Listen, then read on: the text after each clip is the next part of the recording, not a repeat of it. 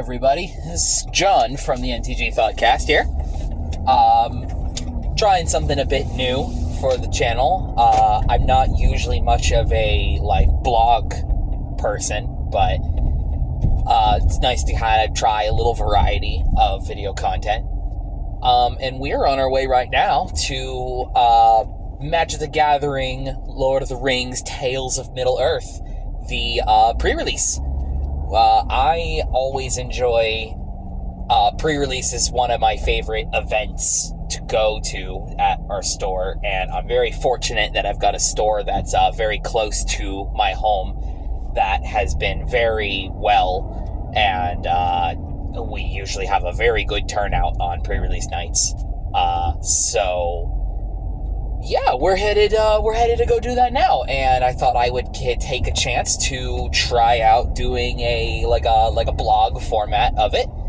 It's not going to be anything super fancy. I'll end up showing you what we pull, how our deck comes together, what our stats end up being by the end of the night. It's going to be fun. It's going to be a good time. My overall luck on pre-releases are, let's say, statistically average. Most pre-releases I've done, I usually ended up have gone very middle of the ground, right? 2 and 2, or sometimes in other scenarios 3-1, or just split down the middle, basically, more or less. Very statistically average. I've won a few pre-releases, but I'm not. My expectation for this set, I'm not very sure. I've caroused the main booster set a little bit, but being very unfamiliar with Lord of the Rings specifically as a franchise, this whole set hasn't really been a huge standout for me, so I haven't dived too deep into the strategy. I'm aware of what the rule set is going to be for this format, and I have a good idea on what kind of stuff should be good. TLDR, we're banking on 3 good bomb rares, and we'll see how it goes from there. So, I will let you know what we go. You're gonna be the Minecraft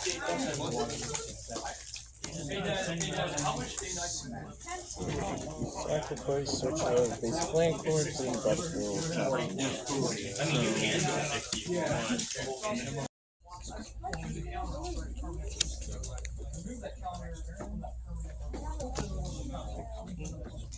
Are you buying it back? I am buying it back.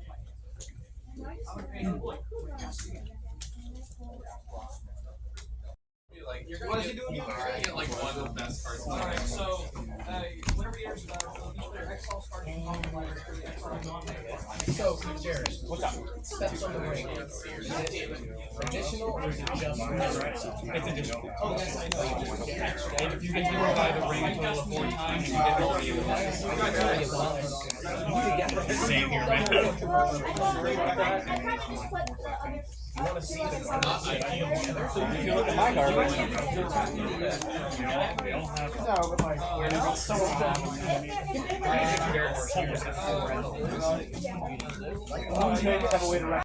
So we just finished up round 1. My deck is coming together okay. My round match ended up being 1-1 in a draw. My opponent was not necessarily slow playing it or anything like that, but just how learning new cards goes. I just found the wrong half of my deck in those games, to be honest. Just couldn't find any of the flyers. We found none of the bats. I got really, really close with doing the fun, compounding all of these surrounded by orcs to do a bunch of milling, but just didn't quite get there in the first game of it. And then in the second game, we really didn't find any amass at all, just kind of the control stuff. So so right now we're sitting on a 1-1 in a draw. We'll see how we go going into the second round. So just wrapped up round 2.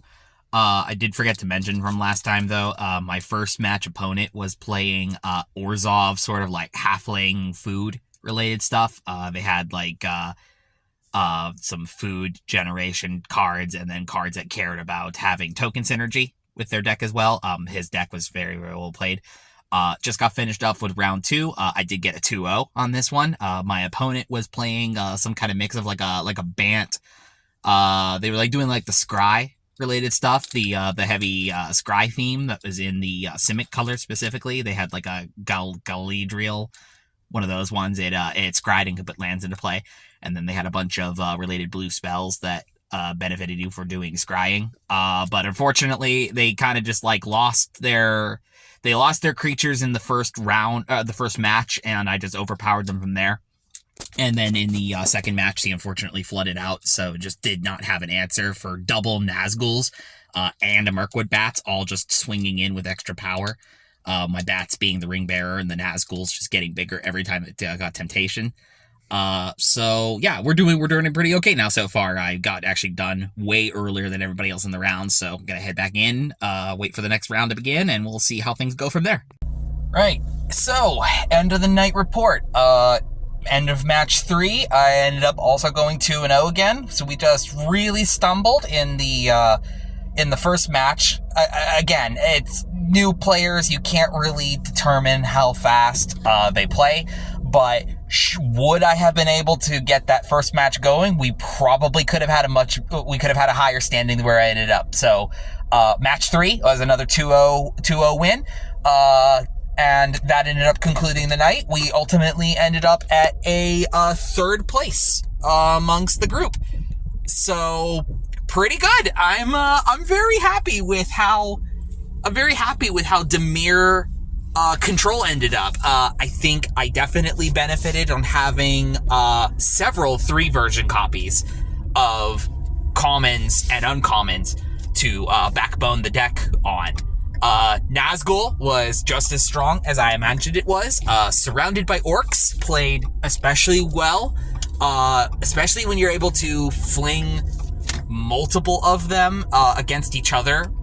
You know, like do one of them to get an amass going and mill them for 3, and then follow that up with another amass, and they get milled for even more. Because like mill is usually underutilized as a win condition when it comes to pre-release, like limited environments just in general, you know? You're up against somebody who's only doing 40 something odd cards.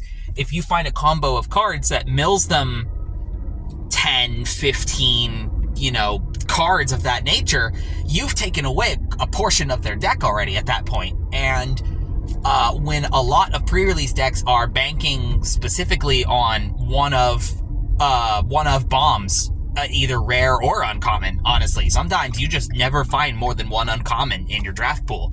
So when you just immediately lose those to the bin, if you're not inherently playing Graveyard Recursion, it is very hard to come back from decks like that if you just lose all of your immediate answers because of mill. So I was pretty happy. I was very impressed with how my deck turned out.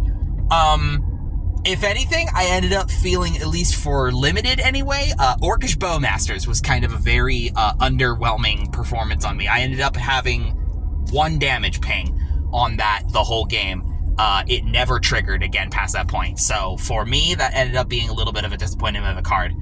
But everything else, it played very well. I was very impressed with it. My third match opponent, I guess I should have mentioned, my third match opponent was doing Rakdos. And I got very darn close in game 2. He had me down to 2 life.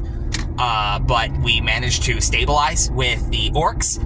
And MVP of my deck, seriously, Shadow of the Enemy, being able to target any person, including, I did myself once. I targeted my own graveyard with it once, because it ended up just being more beneficial to recast my own graveyard than my opponent's.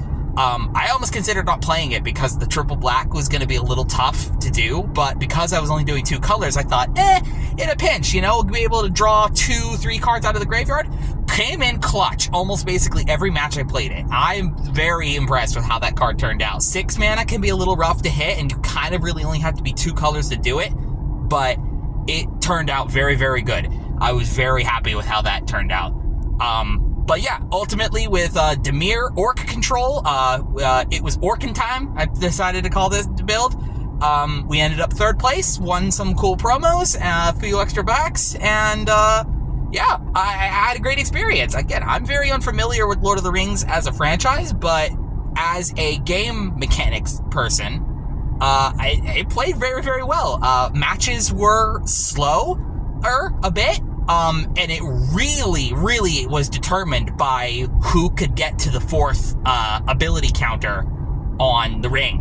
That first ring ability of making a thing unblockable by greater power came in handy way more often than you would think it would. You wouldn't think of needing to always hit with 1 and 2 power creatures to stabilize a game, but honestly, if you can sneak a little rinky-dink 1/1 in off of that third ability, or third or fourth abilities that are looting you and then draining for an additional 3 on connect, it is very hard to stabilize after that. Having a good ring bearer is a very vital backbone to these limited formats, I feel like. So, yeah, overall, we had a great time. Thanks for checking out this blog. Please let me know how I could improve or what sort of features I should showcase next time. But otherwise, thanks for watching, and have fun at pre-release or release day, draft, whatever you end up playing. I don't know, Lord of the Rings.